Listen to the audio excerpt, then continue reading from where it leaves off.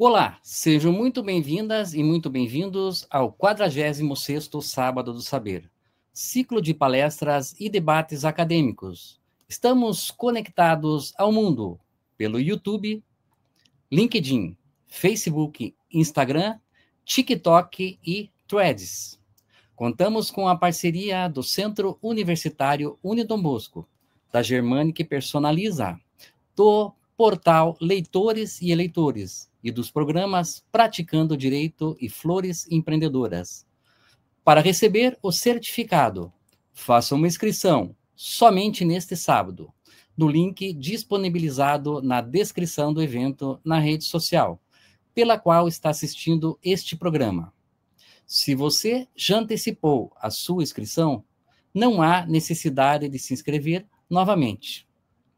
A liberdade de expressão enfrenta desafios na contemporaneidade, exigindo uma constante tutela para equilibrar direitos e responsabilidades.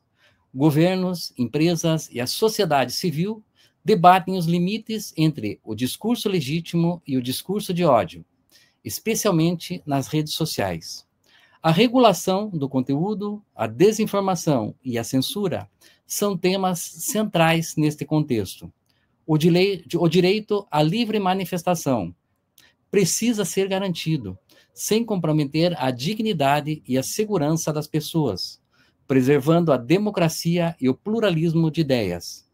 Para debater esses fatores e outros que se entrelaçam para moldar as escolhas eleitorais, convidamos o professor Dr. Rafael Pereira de Menezes, que ministrará e debaterá o tema A Tutela da Liberdade de Expressão na Contemporaneidade.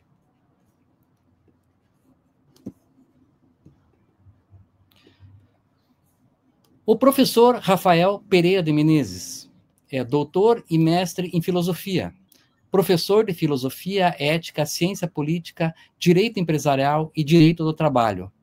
Membro da Academia Brasileira de Direito Eleitoral e Política, a ABRADEP.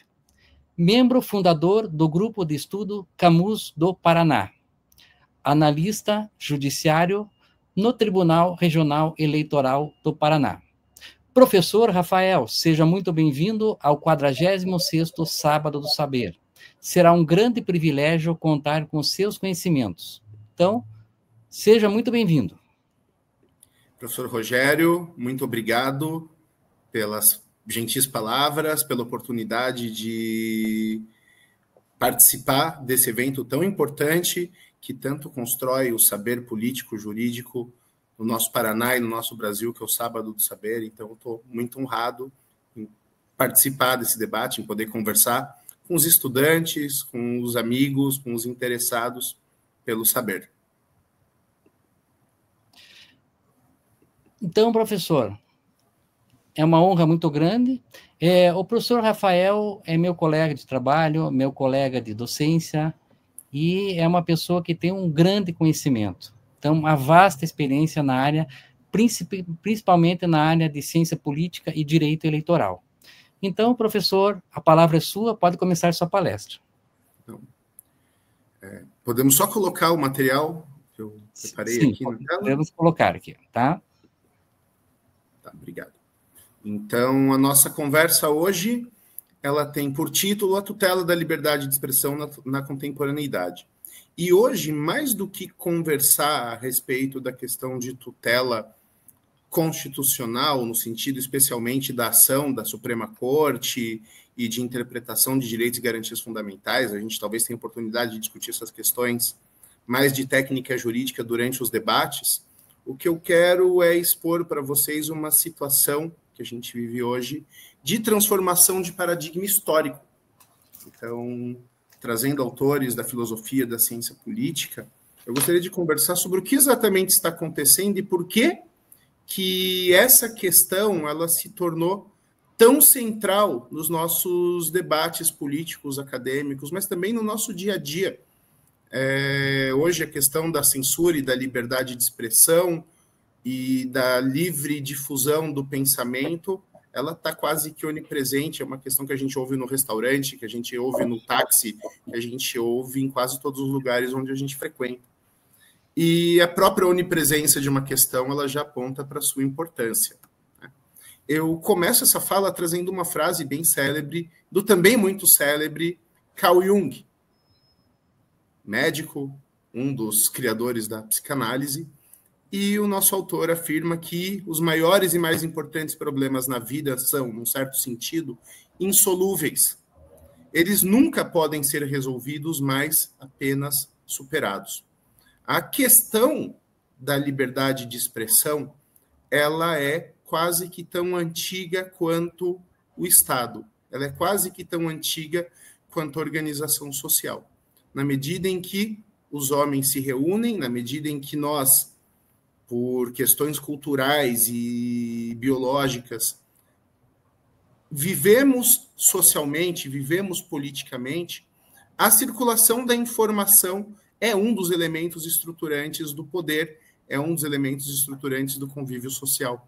Então, essa é uma questão que sempre retorna à atenção dos operadores do direito, sempre retorna à atenção dos filósofos, sempre retorna à atenção daqueles que se dedicam a entender um pouquinho a respeito das coisas importantes para a sociedade. Porque simplesmente ela vai tratar do problema fundamental que é o que é que pode ser dito dentro de um ambiente social. Ou seja, quais ideias podem circular e, a partir da circulação das ideias, quais organizações sociais podem ser arregimentadas, quais ideias podem receber defesa pública, quais organizações sociais e instituições podem, a partir desses fatos, surgir. Então, esse é um problema que nós estamos sempre reconfigurando historicamente na medida em que mudam as condições. E quais são essas condições? Especialmente as condições tecnológicas.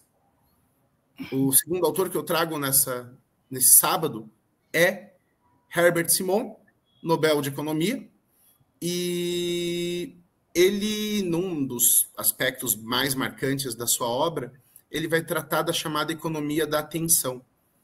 E a percepção do autor é de que a atenção é um bem escasso. A nossa capacidade de ouvir, a nossa capacidade de pensar a respeito dos temas, a nossa capacidade de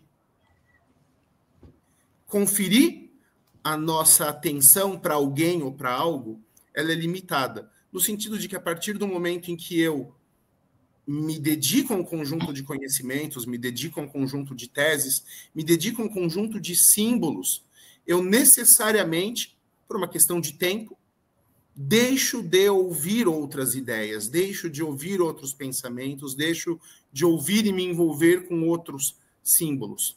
Então, a partir do momento que a sociedade passa a perceber a atenção dos indivíduos como um bem de mercado, como uma commodity, muitas transformações acontecem no sentido de como obter essa atenção. Então, a gente viveu no século XX uma explosão, por exemplo, da publicidade enquanto ciência, a organização dos produtos, a presença cada vez mais forte do marketing na organização política, a presença cada vez mais forte e uma mistura de informação e entretenimento na formação dos grandes órgãos de mídia.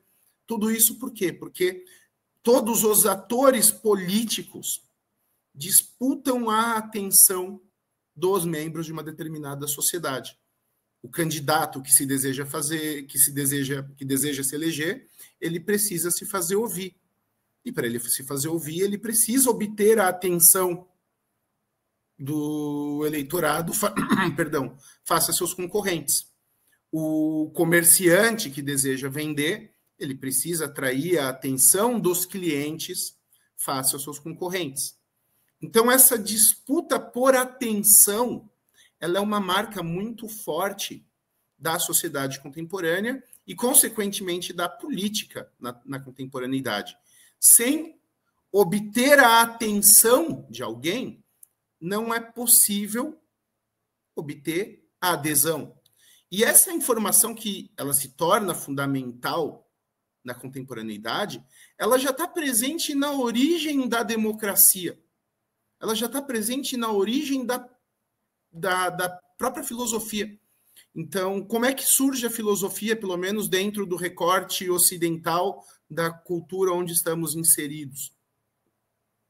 A filosofia ela surge como uma reação ao trabalho dos chamados sofistas. E quem eram os sofistas? Os sofistas eram basicamente professores de retórica que viajavam de cidade em cidade, ensinando os cidadãos das diferentes cidades gregas ensinando essas pessoas a discursarem para obter a atenção da assembleia, da eclésia. Então, na medida em que os sofistas viajavam, eles cobravam valores vultuosos para ensinar os indivíduos a, dentro de um grupo de iguais, onde ocorriam os debates políticos, chamar a atenção do outro. E a filosofia ela vai surgir justamente como uma reação a essa venda de técnicas para chamada de atenção, a partir do momento que, segundo os filósofos, especialmente aqueles ligados ao grupo de Platão, de Sócrates, essas verdades e essas técnicas para chamar a atenção do outro, elas devem necessariamente estar ligadas a valores, devem estar necessariamente ligadas à busca do bem, à tradução no mundo concreto aquilo que nós captamos pela inteligência a partir do mundo das ideias. Então, essa ideia que, então, o Simon ele nos trouxe em termos econômicos na década de 70, ela já é conhecida da humanidade há pelo menos 2.500 anos. A filosofia surge a partir daí. A política se estrutura a partir dessa técnica de chamada de atenção. E hoje, com a tecnologia, e a grande mudança não é, então, uma questão de natureza humana, mas de técnica, essa disputa pela atenção dos indivíduos ela é quase que onipresente. Eu trouxe aqui mais 2 autores, Bard e Söderqvist, 2 autores suecos, de 3 obras chamadas The Futurica Trilogy, a trilogia futurista, onde eles, a partir dessas transformações de fluxo de informação na sociedade, eles tentam prever para onde essa chamada sociedade de informação ela vai seguir. É uma obra bastante interessante, não muito difundida aqui no Brasil, mas um dos pontos que me chamou a atenção e que eu resolvi compartilhar com os amigos nessa manhã é o fato de que, para os autores, civilização nada mais é do que fluxo de informação. Todo saber humano é saber acumulado e que flui de quem sabe a quem não sabe. Então, são as técnicas para que a gente fabrique as coisas, são os códigos de informação que nós trocamos socialmente em questões de valores, em questões de ética, em questões de religião, em questões de política. Então, esse conjunto de saberes que nós armazenamos e fazemos circular, ele, para os autores, se confundem praticamente com a civilização.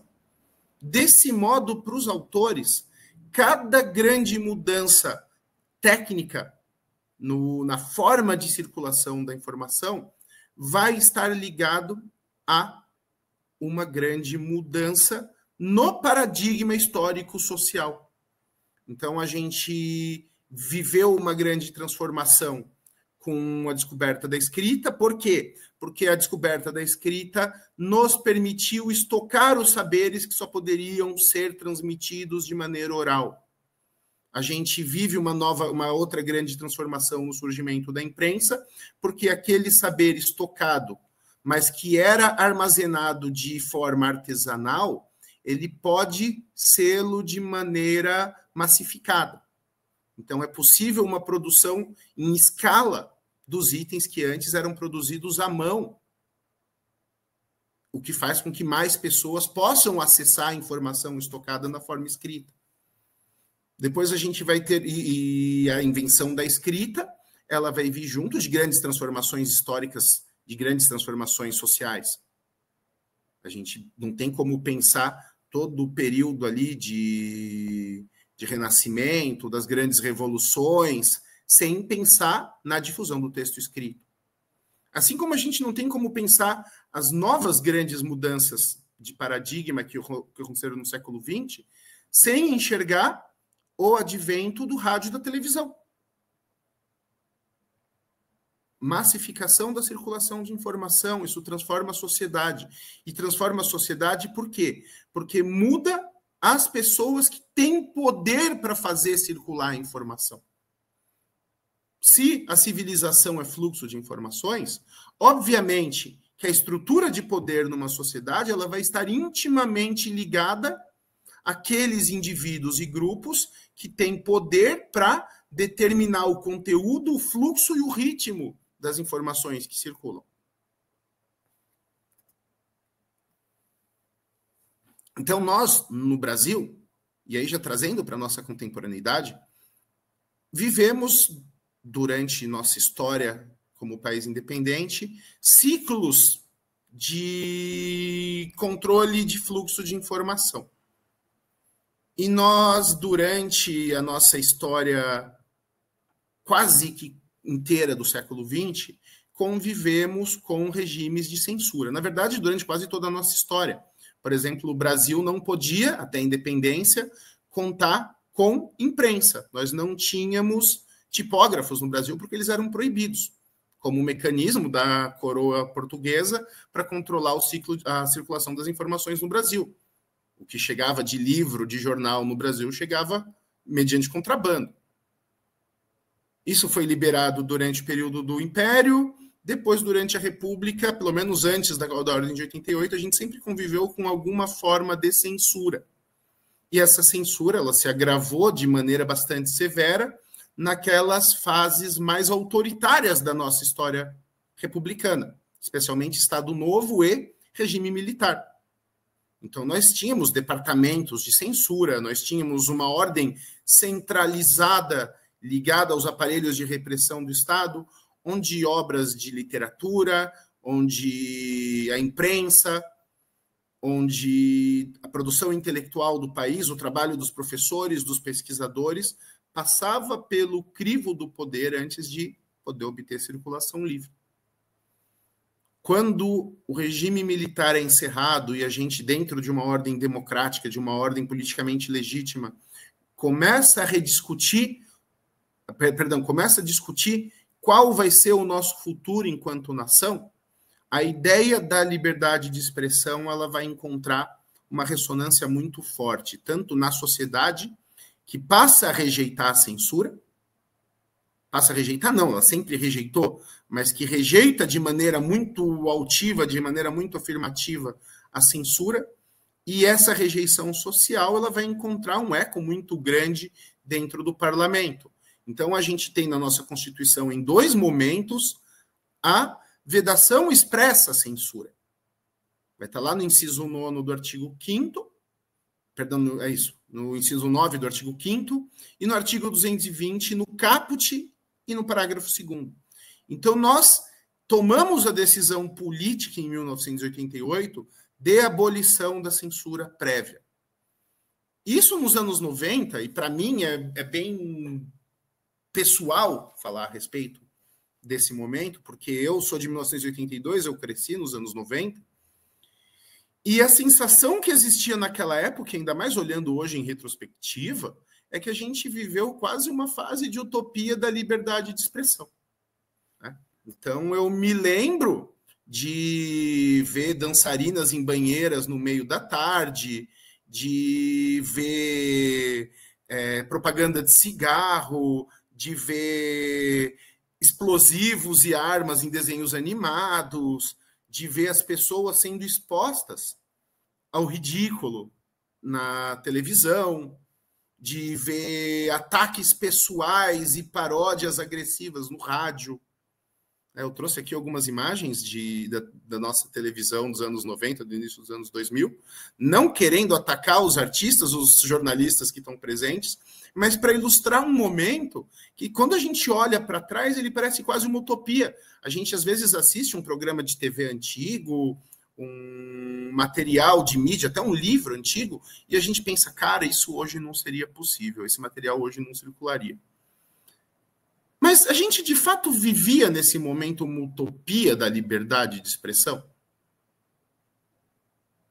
E, com a maturidade, eu passei a me questionar a respeito dessa liberdade aparentemente desenfreada, dessa libertinagem que a gente gozou durante um certo período histórico, durante uma certa janela de tempo. Né? E a conclusão que eu cheguei é a seguinte: nós vivemos no Brasil essa utopia, entre aspas, de liberdade de expressão.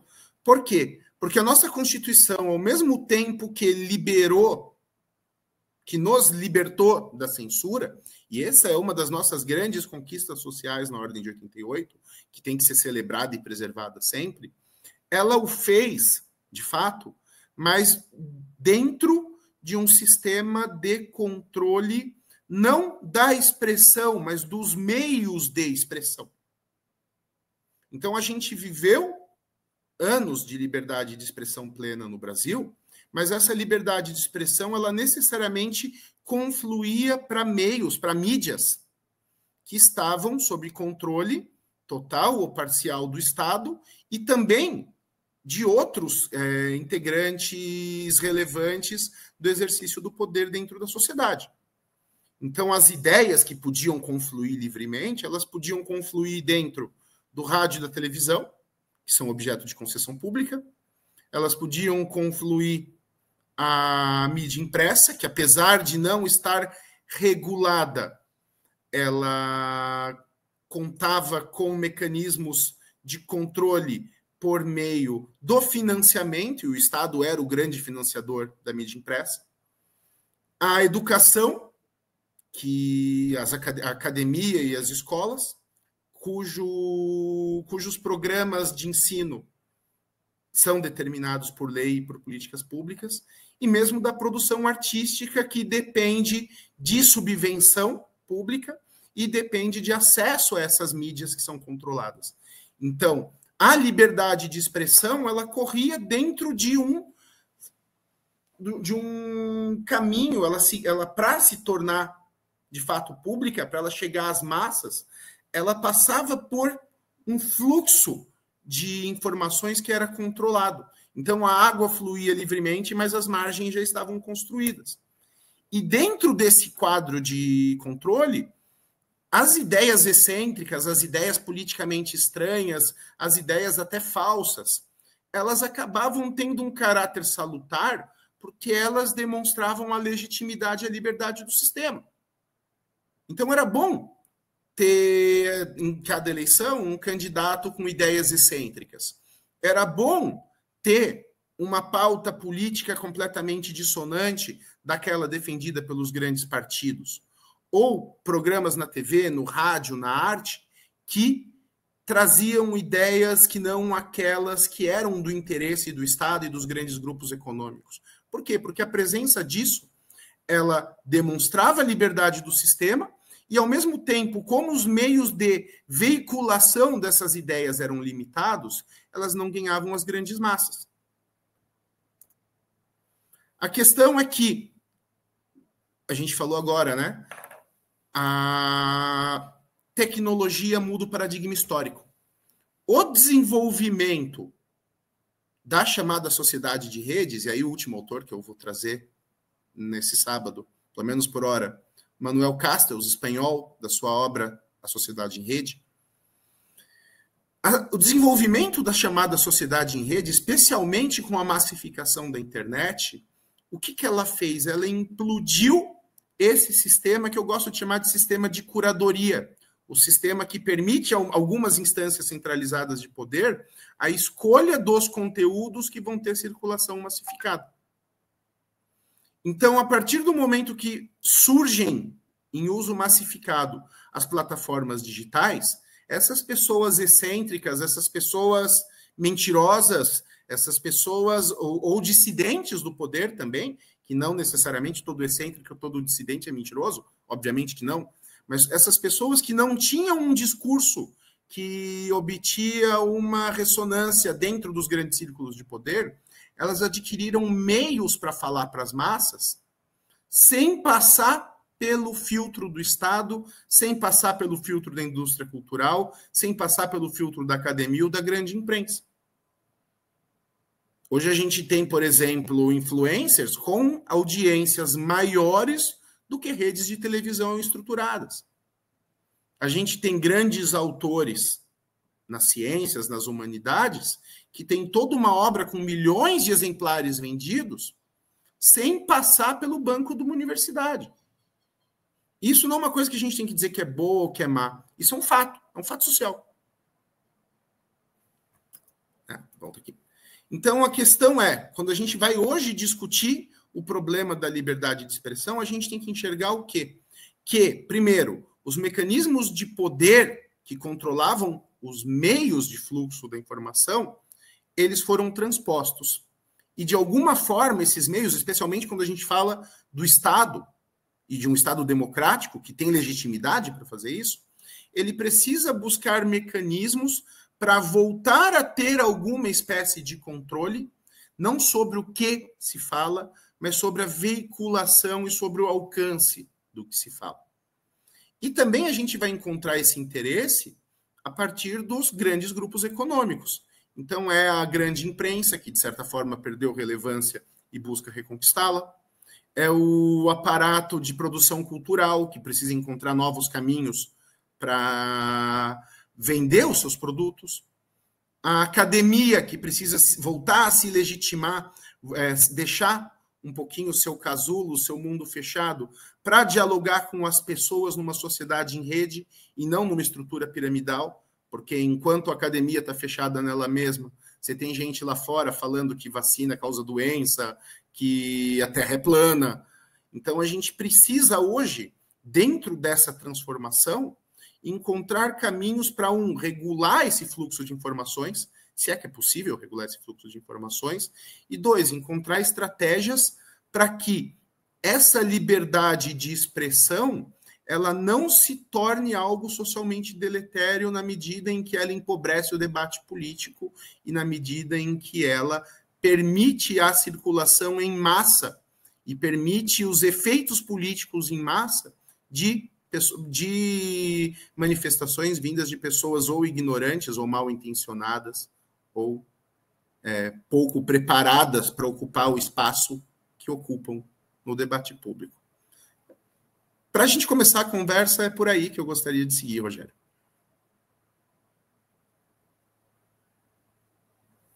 Está com o microfone desligado. Muito obrigado, professor. A exposição foi maravilhosa. Liberdade de expressão, eu, como uma das minhas formações como jornalista, eu gosto muito desse tema.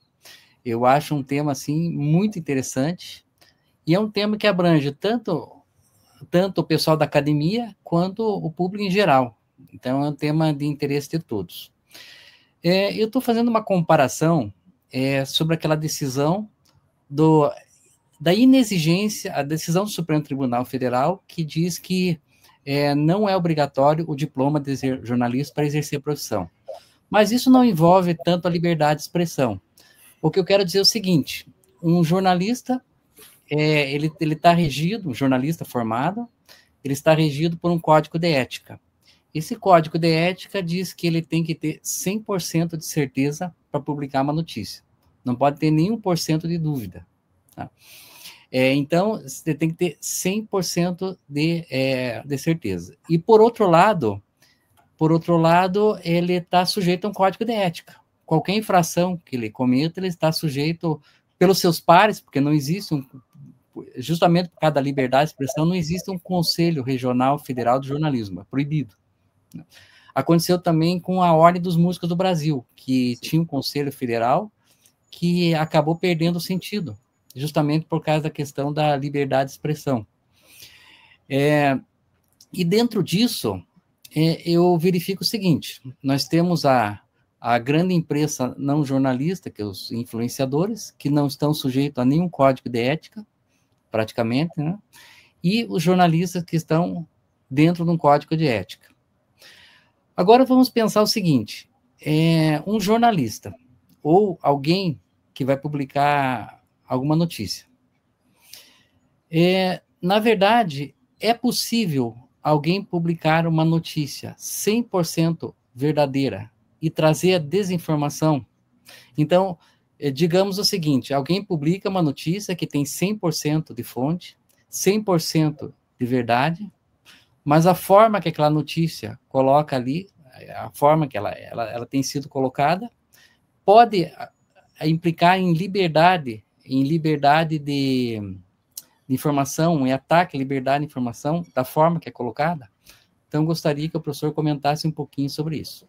Sim. A gente até depois, como um dos fatores de implementação da Constituição de 88, a gente passou por, vamos dizer, essa desregulamentação do trabalho do jornalista dentro daquele contexto da lei de imprensa, né? E o jornalista, ele, como todo mundo que exerce uma profissão regulamentada, ele possui limites de conduta que são aplicáveis dentro daquele contexto e dentro daquela prática profissional. Acontece que essa transformação tecnológica que a gente viveu, ela transpôs também esse rigor ético que existe, que é imposto para o praticante do jornalismo. Essa responsabilidade do jornalismo, do jornalista profissional, com as fontes, com a articulação do discurso e com essa responsabilidade social com o resultado daquela notícia que é divulgada e da informação que circula. E hoje o que eu vejo muito, Rogério, é que o que nos falta por parte de quem pratica a liberdade de expressão na arena pública é a capacidade de informar em nome de quais interesses falam. Porque a partir do momento que eu tenho claro para mim a diferença, e essa diferença nem sempre é clara, entre opinião e notícia, entre o que é editorial, o que é informação, opinião pessoal, ou seja, editorial, né, informação institucional do órgão que veicula a notícia, opinião pessoal e investigação e relato, a gente já teria um ganho de qualidade sem precisar necessariamente de filtros tão severos, né? Porque sim, a gente tem muito isso que você falou, da informação verdadeira que gera desinformação, especialmente quando a gente fala do jornalismo de ciências. Então, por exemplo, a divulgação de um resultado de uma pesquisa, e professor que é cientista também, o professor que é cientista sabe bem de que, via de regra, toda pesquisa científica ela tem um escopo limitado e uma aplicabilidade vinculada às suas amostras e ao seu momento.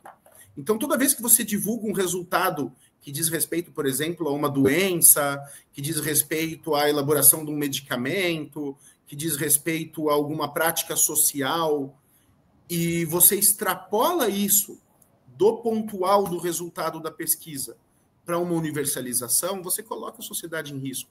Você não falou mentira, né?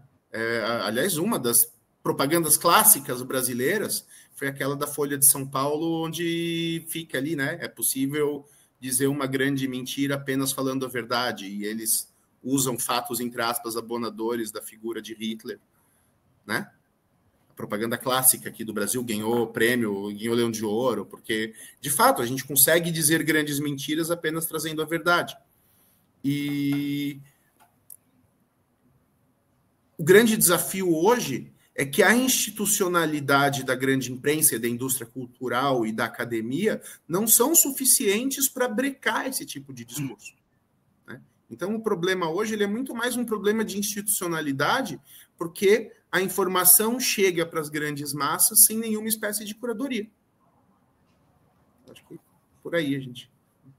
Então, muito interessante. Eu gostaria de ouvir sempre quis ouvir essa opinião do professor Rafael.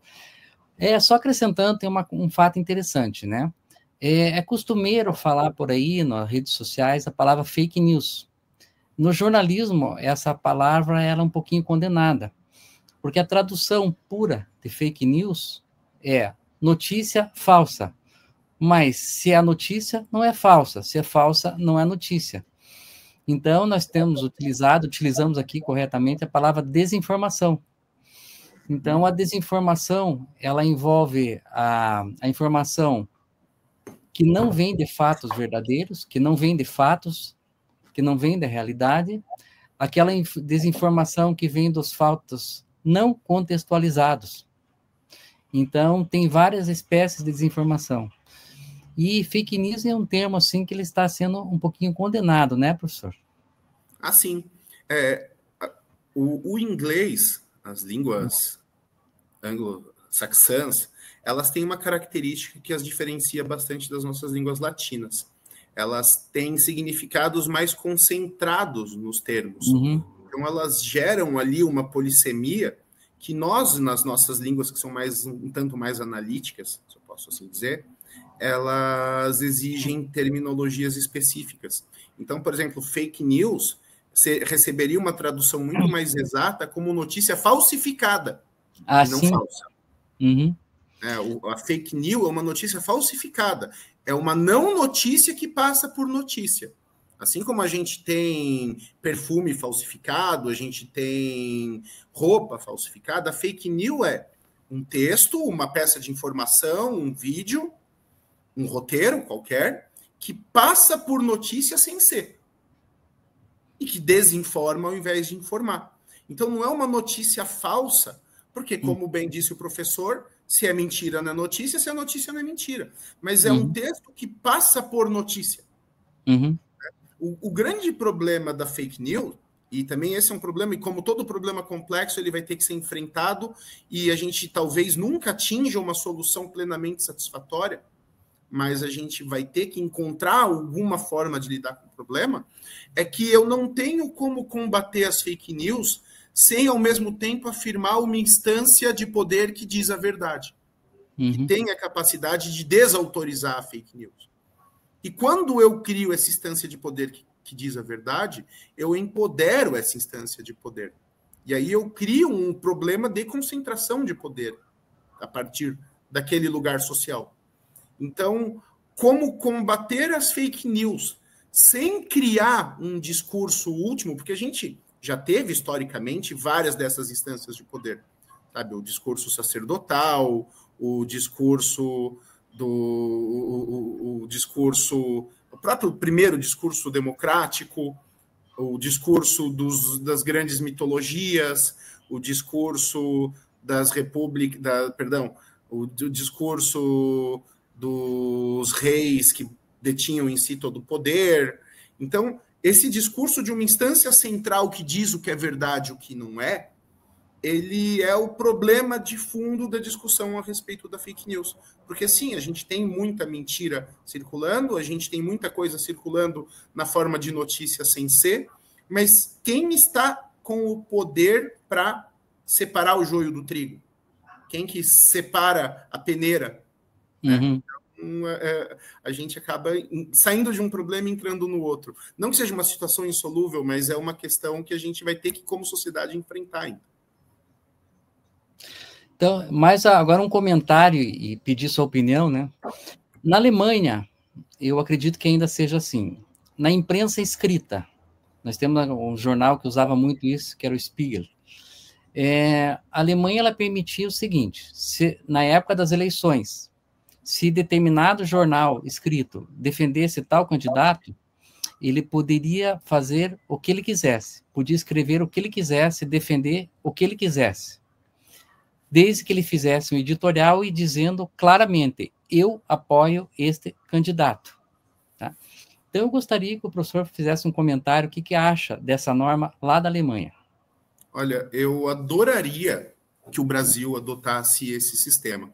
Nós temos, assim, não existe uma obrigatoriedade por parte dos jornais nem de publicar esses editoriais de apoio e nem de, a partir de que eles são publicados, isso traga para o jornal uma liberdade total. Nós temos até a publicação de editais de apoio nos grandes jornais brasileiros. Mas eu gosto muito de saber, quando eu estou lidando com uma peça de informação, de saber da fonte dela. E não só da fonte no sentido de eu saber o autor, ou saber o grupo econômico ao qual aquele texto a partir do qual aquele texto circula, mas saber também qual é o interesse político por detrás daquilo, qual que é a visão de mundo daquele veículo de imprensa. E muitas vezes a gente aqui, hoje, dentro do arranjo institucional da circulação de informações no Brasil, a gente ainda trabalha dentro de uma ideia de neutralidade. E não existe neutralidade de informação, porque todo mundo que faz circular uma peça de informação o faz a partir de um lugar cultural, o faz a partir de uma carga de experiências e de visões de mundo e, obviamente, de interesses. Né? Então, por não acreditar em neutralidade, eu acredito e eu gostaria muito de ver a imprensa brasileira e ver a indústria cultural brasileira assumindo lados. Então, nós falamos aqui em nome desse ideal. A minha visão de mundo, eu jornal, eu televisão, é essa. Sou progressista, sou conservador, sou cristão, sou ateu, tenho posição a respeito das grandes... A minha posição a respeito das grandes questões é essa. Por quê? Porque aí, quando eu vou ler o conteúdo, ou quando eu vou assistir o conteúdo gerado por esse órgão de imprensa ou por esse jornalista, eu sei a partir de qual lugar social ele fala. Isso traz transparência, isso traz democracia. E por muitas vezes a gente, por exemplo, aqui no Brasil, a gente já teve restrições bastante grandes nesse sentido, de espaço aberto para candidaturas no campo eleitoral, por exemplo, ou de uma obrigatoriedade de neutralidade, especialmente nas mídias que são frutos de concessão, rádio e televisão. E isso eu acho que acaba mascarando, porque a gente sabe que aquela mídia, que aquele grupo econômico tem lado, mas aquilo não é expresso, e aquilo circula como notícia, o que muitas vezes é editorial, ou como opinião, aquilo que é notícia, ou vice-versa. Então a gente tem o quê? Ruído no lugar da comunicação por falta de clareza. Eu gostaria muito de ver aqueles que ocupam lugares de poder dentro da circulação de informações no Brasil sendo incentivados a assumir posição e assumir lado. Eu gostaria muito que isso acontecesse. Então, muito obrigado, professor. Suas respostas foram perfeitas, né? Melhor impossível até agora, né? Foram bem esclarecedoras, foram diretas, foram objetivas. Mas agora vamos acompanhar um pouquinho o nosso público. Então, vamos agora para o segundo bloco.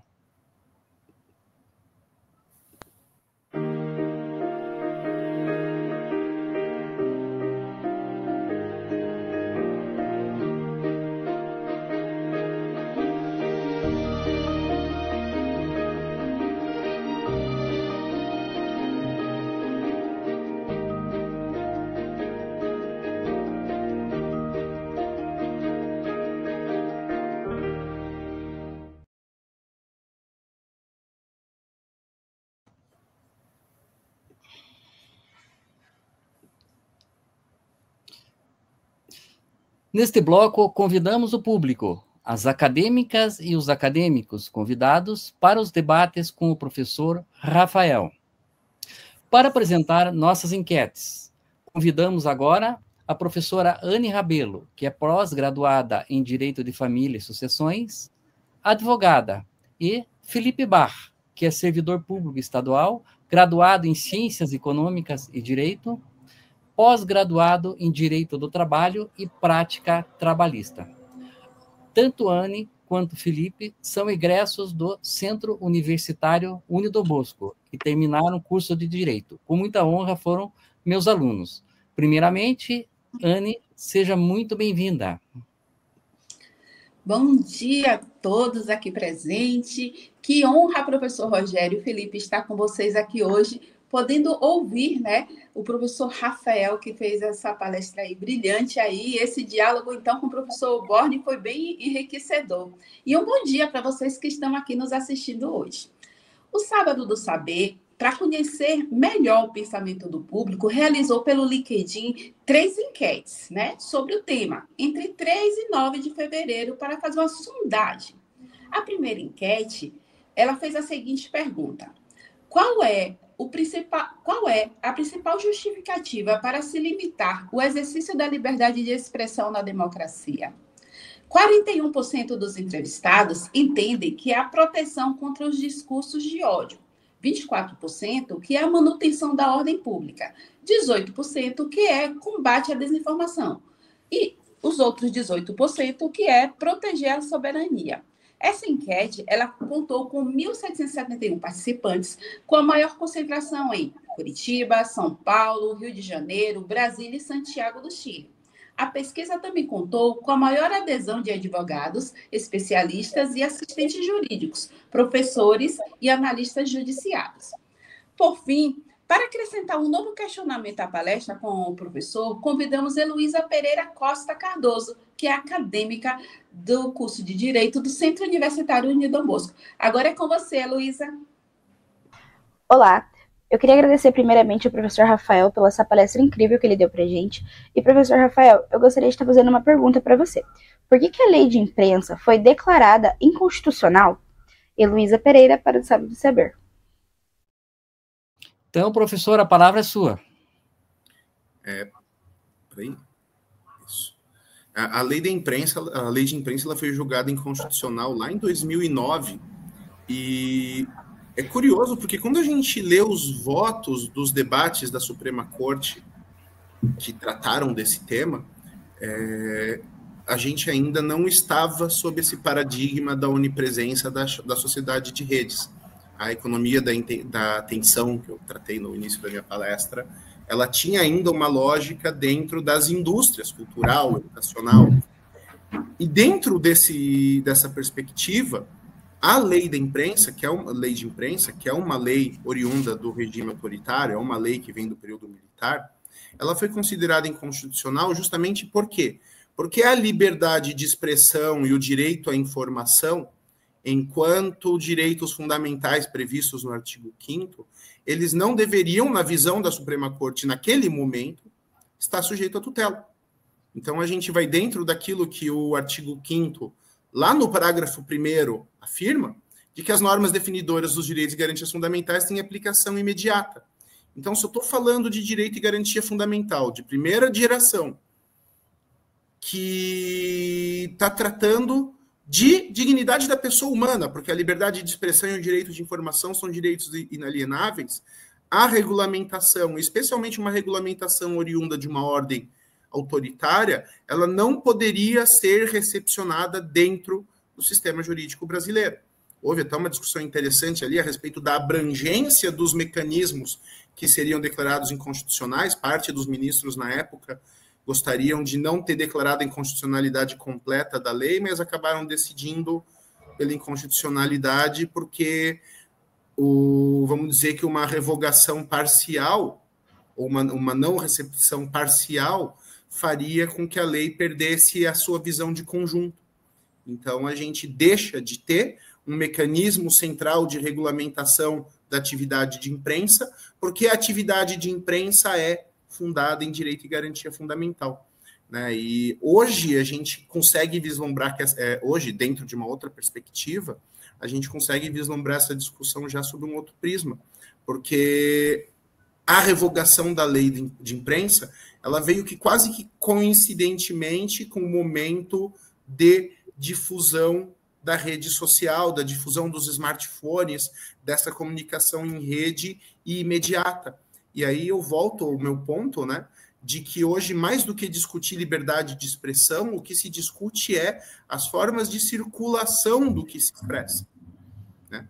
A gente tem ainda uma grande indústria cultural, uma grande indústria de imprensa, um grande aparato científico educacional, só que muito do que circula à margem disso. Então, como ou trazer essa informação para dentro desses aparelhos sociais, isso não é possível mais, ou como criar algum mecanismo de controle que, ao mesmo tempo, garanta a liberdade de expressão e a segurança, a soberania e a paz social. Sabe? Então, acho que é isso. Então, muito obrigado, professor. Eu passo a palavra agora para o Felipe Barr. Seja bem-vindo mais uma vez, Felipe. Obrigado, professor Born. Minha cordial saudação a todos os componentes dessa mesa virtual. Seja muito bem-vindo, professor Rafael, a nossa casa, o Sábado do Saber, do Senhor, e minha saudação cordial a todos os que nos ouvem e assistem. Quero lembrar que o Sábado do Saber é feito por vocês e para vocês. E na segunda enquete perguntou: o que mais ameaça a liberdade de expressão na internet? 39% dos entrevistados entende que são os algoritmos das plataformas. 31% que é a censura. 24% que são os ataques virtuais. 6% que são as pressões da publicidade e da propaganda. Essa enquete contou com 3.104 entrevistados, com a maior concentração em Curitiba, São Paulo, Rio de Janeiro, Brasília e Belo Horizonte. A pesquisa contou com a maior adesão de advogados, especialistas, assistentes jurídicos e professores.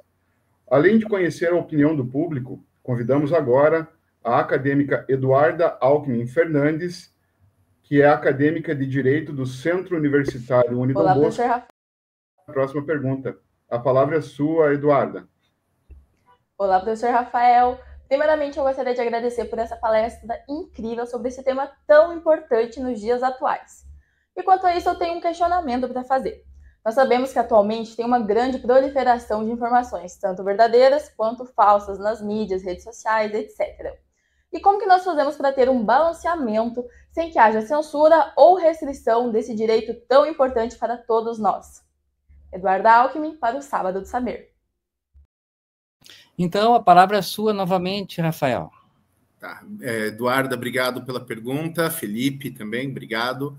E como que a gente faz para permitir a liberdade de expressão e conseguir filtrar aquilo que a gente pode entender por desinformação, por notícia falsificada? Essa é a pergunta de $1 bilhão, né? A gente hoje tem um quadro de circulação de informações que é pulverizado, que é em rede. Isso não vai mudar. Essa água já passou por baixo da ponte e a gente não volta para um mecanismo de controle centralizado com censura como existiu até a década de 2010. Isso não tem retorno. Eu acredito na qualificação do debate público. Eu acredito na informação. Então, eu acredito que na medida em que a gente consegue avançar na educação do público, que a gente consegue avançar na qualidade da educação que é fornecida nas escolas, na universidade, e na medida que a gente consegue trazer para dentro dessas mesmas redes que circulam muitas vezes a desinformação, trazer a informação, ou seja, a gente contar com influenciadores, a gente contar com canais de difusão do conhecimento. Isso que a gente está fazendo aqui hoje, nessa manhã, nós estamos veiculando informação dentro de uma plataforma, de uma Big Tech, essa informação que está aí para ser compartilhada em rede. Então, esse tipo de conduta por parte das pessoas que querem fazer circular informação com responsabilidade, eu acho que é o maior caminho. A gente combate desinformação com informação, a gente combate mentira com verdade. Não vamos ter... Assim, hoje, uma censura, como a gente viveu no período militar, ela não é nem materialmente possível. A gente tinha naquele período o quê? 3, 4 redes de televisão, 2 ou 3 grandes jornais por cidade, 3 ou 4 grandes revistas de circulação nacional. Ainda assim, os militares eram incompetentes na censura, a quantidade de coisas que circularam bem abaixo do nariz deles, e eles não conseguiram pegar ou não quiseram pegar. Imagina hoje você tentar ter um mecanismo centralizado de censura. Então, a censura hoje, ela é tecnicamente, ela é materialmente impossível. O que a gente precisa é usar essas plataformas de desinformação para informação, aprender a jogar o jogo, entender o mundo como ele funciona hoje. Obviamente que tem também a questão da regulamentação, especialmente do trabalho das Big Techs, né? Porque é uma coisa que o Estado, obviamente, ele está um passo atrás, porque é o fato do direito, né? A realidade surge no seio da sociedade e o direito, depois, ele precisa regulamentar um fato existente. Então, a gente precisa, talvez, avançar nessa questão de marcos regulatórios. Isso é uma coisa que não se faz apenas dentro do país. É necessária colaboração internacional, é necessário diálogo com outros atores globais, tanto com essas empresas transnacionais que fornecem as plataformas, como com governos e órgãos multilaterais, para construir, dentro de uma perspectiva que é global, caminhos para que exista alguma forma de controle, não da ideia que se expressa, mas da forma que a ideia circula, gerando alguma responsabilidade, porque o trabalho dessas grandes empresas, no fim das contas, é um trabalho de curadoria e de edição. Oi? Pode falar, Rogério. Então, muito obrigado, professor. Agora eu devolvo a palavra para a Anne Rabelo. Anne, é com você. Professor, a terceira enquete ela realizou a seguinte pesquisa: como as redes sociais devem lidar com conteúdos potencialmente prejudiciais ou ofensivos? Dos pesquisados, 43% consideram que devem apenas moderar o conteúdo, 37% que devem remover imediatamente o conteúdo, 14% permitir a veiculação de todo o conteúdo, deixando toda a responsabilidade ao autor, e 6% apenas promover campanhas de conscientização. Essa enquete ela contou com 2.218 entrevistados, com a maior concentração em Curitiba, São Paulo, Rio de Janeiro, Brasília e Belo Horizonte. A pesquisa também contou com a maior adesão de advogados, especialistas, assistentes jurídicos e professores. Para trazer mais um tema para o debate com o professor Rafael, convidamos agora a Eduarda Santos de Moura, que é acadêmica de Direito do Centro Universitário Unidom Bosco. Agora é com você, Eduarda. Olá, professor Rafael, obrigada pela palestra. A minha pergunta é: como o princípio da proporcionalidade é aplicado na limitação da liberdade de expressão? Eduarda Moura para o Sábado do Saber. Então, professor, mais uma vez a palavra é sua. Então, obrigado, Anne, obrigado, Eduarda, pela pergunta. E ela é muito interessante porque a aplicação do princípio de proporcionalidade é o coração da exegese e o coração da aplicação da Constituição. A gente, o tempo todo, quando discute Constituição e a gente discute as aparentes antinomias entre normas e princípios, a gente precisa realizar esse raciocínio de mediação entre a proteção social, por exemplo, na questão que a gente está debatendo hoje, entre direito à honra, entre dignidade da pessoa humana, liberdade de expressão, liberdade de pensamento, liberdade de informação. A gente fala, às vezes fala, aparente antinomia. Não, o que existem são conflitos reais dentro da sociedade. Existem conflitos reais entre aquilo que se quer falar e os efeitos políticos, os efeitos sociais, as consequências dessas falas. E existe uma disputa dentro da sociedade pelos espaços de fala, pela atenção dos indivíduos. Então, essas aparentes antinomias que a gente resolve a partir do devido processo legal substancial, que a gente resolve a partir do exercício do princípio de proporcionalidade, não tem nada de aparente nessas antinomias, no sentido de que os conflitos estão ali. Então, por essa prática do princípio de proporcionalidade, e aí a gente vai ter, mais uma vez, o protagonismo da Suprema Corte, porque essas questões, via de regra, são judicializadas, e vai caber ao judiciário, na sua instância de cúpula, realizar esse juízo de proporcionalidade para resolver as situações, tanto em abstrato quanto em concreto, né? E a gente vai precisar, então, realizar, e aí dentro dos valores constitucionais, dentro da primazia, dentro da ideia do respeito ao bem comum, dentro da primazia do Estado democrático de direito, dentro da ideia de dignidade da pessoa humana, dentro dos objetivos da República Federativa do Brasil, a gente vai encontrar lá no artigo 3º. Então, a partir dessas balizas, que se a gente for olhar a Constituição, são bem objetivas, esse raciocínio ele vai ter que ser feito, em primeiro lugar pela Suprema Corte, mas por toda a sociedade, para que a gente encontre um ponto de equilíbrio, e esse ponto de equilíbrio, em primeiro lugar, que ele não é fixo, porque a gente vai passar por novas revoluções tecnológicas, a gente vai passar por novos deslocamentos de poder, a gente vai passar por novas mudanças nos jogadores desse jogo de disputa, desse jogo de poder, que é a ocupação e o exercício do direito de expressão para as massas. E também que nunca vai deixar todo mundo satisfeito. Porque a partir do momento que eu estou falando de uma questão que é milenar, estou falando de um problema que, pelo menos em filosofia, nasce junto com a filosofia, a gente vai encontrar mais uma solução que vai nos trazer uma regra de convívio pontual, mas que vai, de alguma forma, prejudicar alguém, que vai, de alguma forma, deixar alguém descontente, que vai, de alguma forma, deixar alguém infeliz. E esse descontentamento, essa infelicidade, vai levar ao surgimento de novas mídias, de novos mecanismos de expressão, de novos canais de circulação de ideias. Então, sabe, brincadeira do tipo gato e rato, sabe?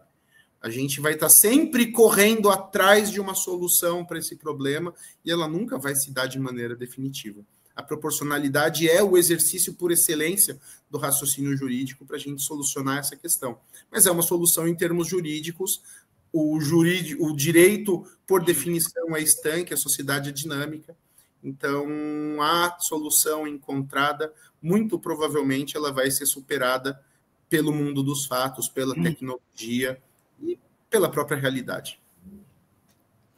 Então, agradecemos a participação do professor Rafael, da professora Anne, do Felipe Bar, das acadêmicas Heloísa Eduarda Alckmin e Eduarda Moura, e ao público que participou dessas enquetes. Professor Rafael, o Sábado do Saber tem a tradição de saudar os nossos ilustres palestrantes com uma comenda estilizada do banner de sua palestra, que em breve chegará às suas mãos. Então, professor, vai receber essa comenda, né? O que acontecia? Quando nós fizemos as primeiras Sábados do Saber, nós colocávamos o cartaz do evento no púlpito, e os palestrantes pediam para levar de lembrança. Então, nós fizemos uma lembrança já estilizada com o banner do seu Sábado do Saber, e atrás a homenagem de todos os organizadores e de todos os alunos. Nós chamamos os nossos palestrantes de palestrantes Seele, que está escrito aqui. O professor vai ser um palestrante Seele. Seele em alemão é alma. Então, nós trouxemos a alma para o nosso público. Em regra, acadêmicos, mas nós temos muitas pessoas da comunidade. O Sábado do Saber está atingindo o Brasil, Chile, principalmente, Portugal, Espanha e Colômbia. Então, nós temos uma comunidade internacional assistindo este programa.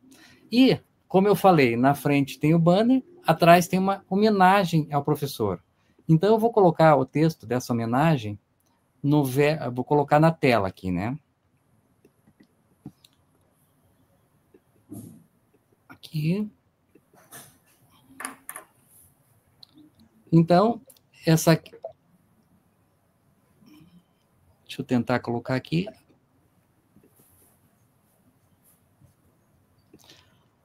Então, está aqui. Aqui é a frente da comenda. Então, está aqui a tutela da liberdade de expressão na contemporaneidade. Então, é o 46º Sábado do Saber, nós já estamos há 9 anos fazendo esse programa. E agora eu vou colocar o verso, para que tenha o agradecimento de todos que fizeram o sucesso desse Sábado do Saber. Então,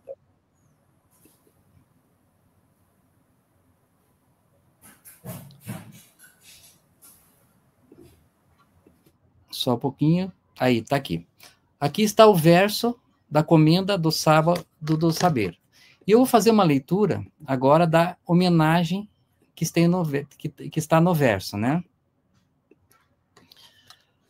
No verso dessa comenda está escrito a seguinte frase. Só um pouquinho. O ideal da casa deveria ser guardado no centro do coração, como estava nas origens da nossa civilização, com Ulisses em seu sonho de retorno a Ítaca. Envelhecemos, porém, tornamo-nos burgueses, e o conforto e a opulência trouxeram um vírus escondido entre diversas vantagens e facilidades, um sentimento corrente e quase universal de tédio. Professor, essa frase é sua. publicado numa revista em Porto Alegre no ano de 2020. Então, nada melhor do que colocar as suas próprias palavras dentro da nossa homenagem. E ali no rodapé, nós estamos disponibilizando esse trecho do seu artigo para o público lá do Chile, principalmente em Santiago, e dos países de língua espanhola, para que todos vejam a qualidade do seu trabalho. Então, professor, a palavra é sua. Eu quero agradecer, então, Rogério, Felipe, Anne, as acadêmicas pelas perguntas, a todos pelo privilégio que foi passar essa manhã desse sábado com todos vocês para conversar a respeito de um tema tão importante. Foi uma honra muito grande e eu espero que tenhamos oportunidade de estarmos juntos em outros eventos, em outras conversas, e que a gente consiga, a partir de diálogos e de iniciativas como a sua, professor Rogério, qualificar o debate público no Brasil para que a gente consiga vencer o problema da desinformação, não por meio de repressão, não por meio de censura, mas pela qualificação do debate público. Então, a gente vai conseguir vencer a mentira falando a verdade, a gente vai conseguir vencer a desinformação informando. E essa iniciativa é uma das muitas de informação de qualidade, de qualificação do debate. Esse programa aí que já está caminhando aí para quase 10 anos de produção com muita qualidade, e é uma honra colocar o meu nome dentro aí da alma do programa. Tá? Muito obrigado a todos, tenham todos aí um excelente final de semana, e é isso, gente. Fiquem com Deus e até mais. Calma, professor, não vai embora ainda. Não, estou indo não. Não vai embora não. Professor, a honra é toda nossa tê-lo conosco, e eu tenho uma amizade, uma união muito antiga no mundo acadêmico. E nós temos um ex-aluno, um egresso, que hoje é advogado e é empresário, também se chama Rafael. Então, o Rafael Resler, da Germânica Personaliza, então ele está ali homenageando e mandando um presente para o professor. Então, deixa eu mostrar, ele mandou um kit para o professor com vinho, caneta e chaveiro, da sua empresa que é especializada em brindes. Então, deixa eu colocar aqui na tela. Nós temos aqui, né, uma caixa com o seu nome entalhado. Aqui está a nossa comenda junto, que um vinho chileno. Por que chileno? Porque nós temos um público maravilhoso lá no Chile. Então, nós sempre homenageamos os palestrantes com vinho chileno, que é de primeira qualidade. Nós temos aqui um chaveiro. Então, aqui, abrindo o estojo, ali da Germânica Personaliza, nós temos a caixa aberta com os presentes. E aqui a caixa, porque o entalhe com seu nome, aqui está um pouquinho apagado, mas o entalhe da caixa é maravilhoso, é uma coisa assim muito bem feita, muito caprichada, muito bem trabalhada pelo Rafael e sua equipe. Então, o Rafael, há muitos anos, desde os primeiros sábados do saber, que oferece esse presente maravilhoso para os professores, para as professoras CILI, para os professores que fazem o sábado do saber. Então, professor, a palavra é sua novamente. Eu quero agradecer, então, ao Rafael pelo presente, saudar os amigos que estão nos assistindo desde o Chile. Tive a oportunidade de estar 2 vezes em Santiago e é um lugar que mora no meu coração, que eu gosto muito. Os vinhos também são excelentes, eu visitei algumas das vinícolas do país quando estive lá. E foi isso, é isso. Foi um grande prazer fazer parte desse momento, foi um grande prazer ter o privilégio de conversar com os estudantes e com todos os participantes aqui dessa mesa a respeito do tema que é tão importante para o nosso futuro, e que estejamos juntos em novas ocasiões, em novas oportunidades. Obrigado, Rogério. Muito obrigado. E o Chile realmente respira cultura e conhecimento, né? Uhum. Então, as referências acadêmicas do Chile são fantásticas, né? Grandes universidades, um país lindíssimo, maravilhoso. Lindíssimo, maravilhoso. Professor, no verso daquela comenda, tem o nome de todos que trabalharam para o sucesso desse Sábado Saber. E, além da organização, dos debatedores, da Anne, do Felipe, do pessoal lá do setor de extensão lá do Centro Universitário no Dom Bosco, nós temos o público, que sem o público não adiantava nada fazer isso. E, em nome do público, eu vou convidar a Anne e o Felipe para homenagear o professor. Quem que fala primeiro? Eu, né, professor? Felipe sempre cede a palavra. Então, já vou começar fazendo esse agradecimento ao professor Rafael. E é com muita alegria que eu faço isso, não é? Professor, muito obrigado por ter disponibilizado o seu tempo precioso desse sábado aqui para nós, né, acadêmicos do curso de Direito e outros acadêmicos e o pessoal que está aqui assistindo, né? A sua palestra foi brilhante. Obrigado por ter despertado em nós esse momento de reflexão, né, nesse tema que é tão importante. E a sua clareza e essa habilidade, né, em expor suas ideias, consegue capturar a nossa atenção e instiga muito a essa reflexão. Saiba, professor, que a sua presença aqui, ela nos proporciona uma oportunidade grande de aprendizado, né? Nos proporcionou. Então, eu agradeço ao professor Rafael por compartilhar sua sabedoria com tanta excelência e agradeço também a presença de todos vocês que estão aqui hoje, ao professor Rogério por me conceder, né, mais uma vez, essa minha oportunidade de estar aqui junto com o Felipe, conduzindo isso tudo. Muito obrigada a todos. Professor, uma coisa que eu gostei muito da sua palestra é que você fez um enfoque filosófico, sem deixar o direito eleitoral, que é a nossa área.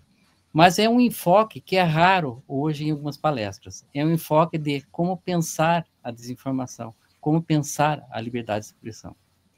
Então, isso trouxe um plus, um diferencial na nossa palestra, que é uma palestra que dificilmente você vai encontrar no meio acadêmico.